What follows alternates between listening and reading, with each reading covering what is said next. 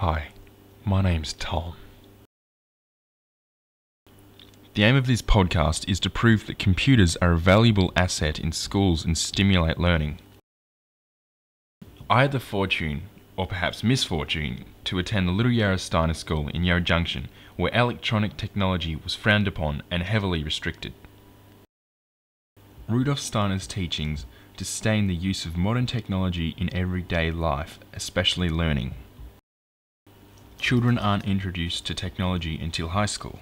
It was then I was exposed to computers, and I took to it like a duck to water.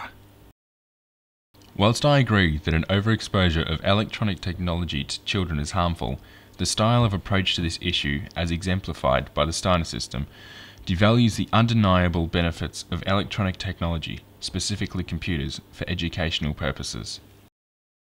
There are 4 key areas relating to children's electronic education. These are 1. Overexposure, whether it be computers or television. Moderation equals balance. Younger children have more energy to burn, so they should possibly have less exposure to technology. Older children or teenagers have a need for technology to aid in their schoolwork or socializing, so their exposure time would increase. When my friends came over to visit, all of our technology had to be off limits or sometimes covered up with a cloth. For example, our television. As a result, no exposure could eventually corrupt a child to becoming overwhelmed and could then become addicted to technology in the way of computers or gaming consoles. 2. Distraction. Blocking non-relevant internet sites would be no different to various distractions in a library or studying at home. 3. Authenticity. By teaching kids about critical thinking skills, they would be able to verify sources accurately. And 4. The old-fashioned way.